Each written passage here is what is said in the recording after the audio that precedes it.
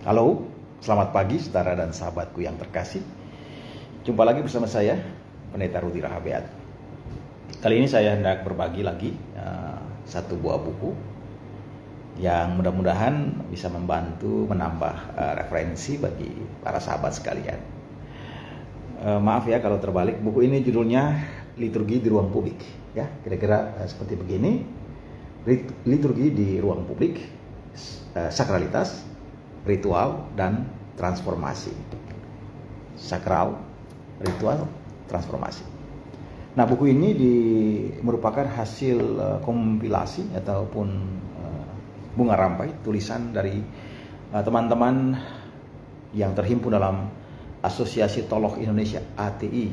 Ya, ini para teolog muda yang punya satu wadah yang di dalamnya berlangsung diskursus akademik tapi juga praksis berkaitan dengan isu-isu teologi, isu-isu publik, dan dalam skala yang lokal, nasional, bahkan global. Saya pernah juga menjadi bagian salah satu kegiatan ATI di Ungaran ya, beberapa tahun yang lalu. Nah, saudara dan sahabat sekalian, kembali ke buku ini. Buku ini berisi 10 tulisan ya, 10 tulisan. 4 tulisan yang pertama membicarakan hal-hal yang berkaitan tentang liturgi dalam pengertian yang paling hakiki. Dan 6 tulisan yang terakhir memperluas arena liturgi, bukan saja dalam praktek bergereja, tetapi liturgi di ruang publik. Nah, ini menarik sekali saudara dan sahabat sekalian.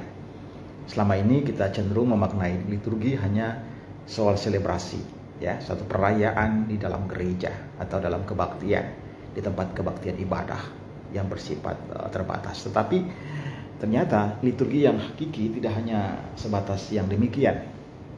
Liturgi kehidupan. Jadi dia mencakup seluruh dimensi. Dan di sini saudara dan sahabat sekalian, para teolog muda Indonesia ini mencoba untuk menawarkan gagasan-gagasan dan pikiran-pikiran teologis, tetapi juga pikiran-pikiran praksis berdasarkan realitas di masing-masing wilayah. Ya, contohnya di sini saya menarik sekali tulisan dari salah seorang pendeta dari gereja Kristen Sumba yang menulis tentang liturgi lintas iman. Nah, ini menarik sekali saudara dan sahabat sekalian. Herlina Ratu Kenya, liturgi lintas iman, peragaan hidup bersama dalam kesetaraan. Kesetaraan apa ini saudara dan sahabat? Kesetaraan agama, kesetaraan gender, dan kesetaraan etnis dan lain sebagainya. Dan tulisan Herlina Ratu Kenya pada bagian yang ke-9 merupakan suatu telaah berdasarkan pengalaman di Sumba, ya, Nusa Tenggara Timur. Nah, bagaimana supaya perayaan liturgi itu berlangsung dalam semangat lintas iman atau ekumenis semesta. Nah, tulisan ini kemudian dikonfirmasi lagi dengan tulisan dari sahabat saya, Hans Harma Kaputra, yang sekarang berada di Amerika Serikat sebagai seorang scholar, seorang dosen, Bung Hans. Dia menulis tentang partisipasi ritual lintas agama dalam proses pengajaran beberapa gagasan dari teologi komparatif. Jadi saudara Hans mencoba untuk memberikan rujukan teoretik tentang bagaimana memahami sebuah partisipasi ritual yang bersifat lintas agama dalam perspektif teologi ataupun studi komparatif. Nah, ini menarik sekali saudara dan sahabat sekalian.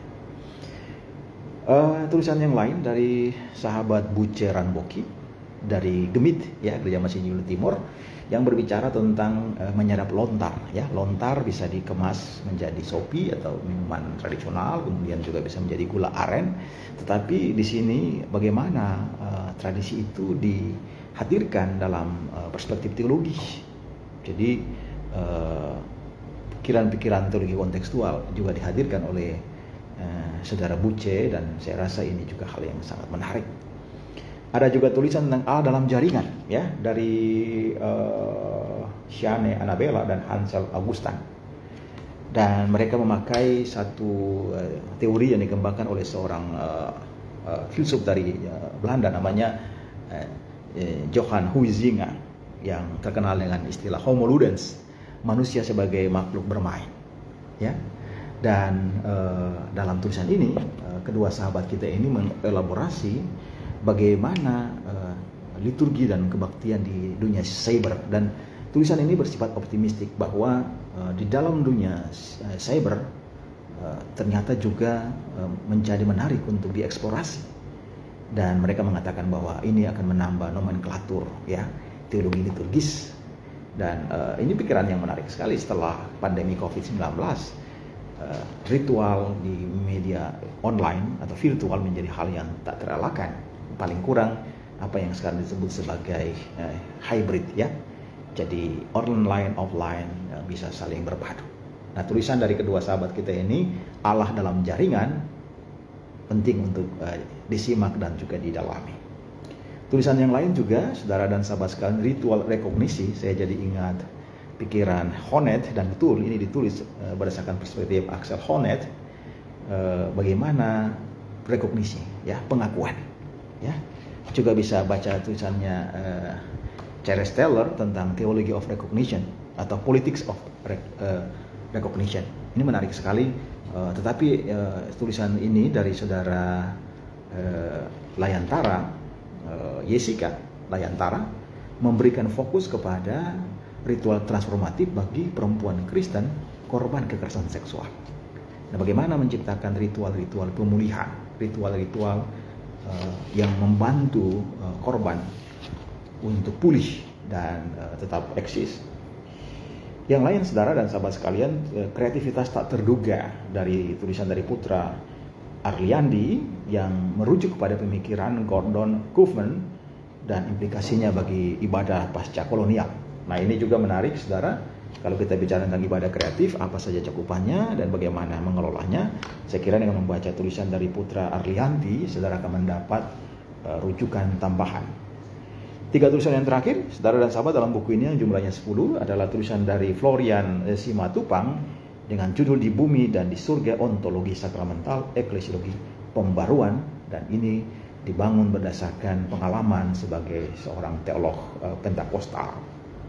Bagaimana ini kita melihat apakah Pentakosta itu anti liturgi atau sebaliknya.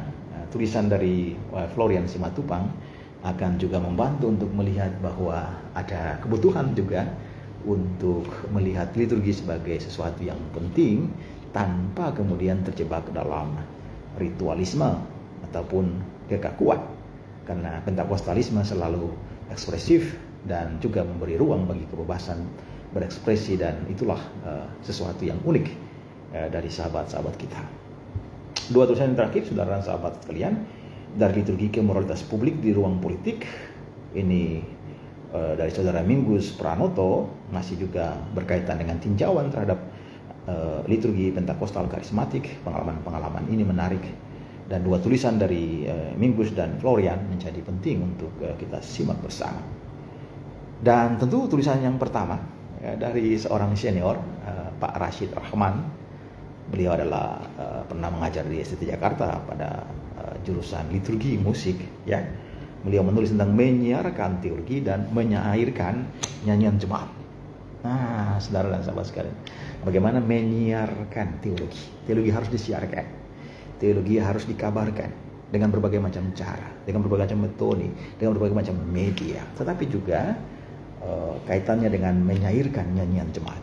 Jadi nyanyian-nyanyian jemaat selain ada melodinya di situ, tapi juga ada syair-syairnya, yang tentu saja syair-syair itu juga adalah merupakan ekspresi atau cara berteologi, ya. Jadi berteologi dengan nyanyian.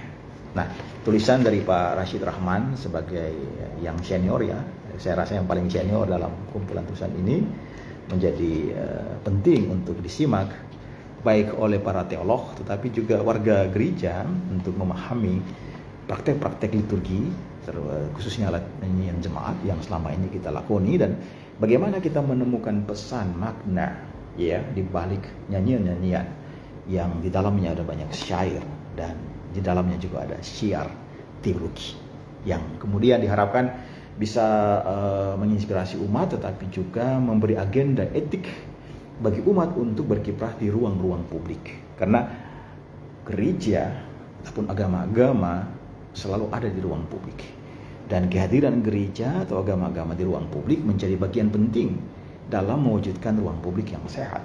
Dan oleh karena itu, buku ini saya rekomendasikan untuk para sahabat sekalian, para teolog, warga gereja, para scholar, para dosen, para mahasiswa, ya, para pendeta, dan juga para agamawan, supaya kita saling belajar. Jadi bukan saya untuk saudara-saudara kita Kristen, tetapi juga yang agama non-Kristen juga bisa membaca buku ini sebagai sebuah bentuk komparasi atau perbandingan. Semoga saudara tetap mempunyai waktu dan kesempatan untuk membaca buku dan juga membeli buku, mengoleksi buku sebagai investasi yang penting untuk kehidupan yang bermutu. Terima kasih, Tuhan berkati.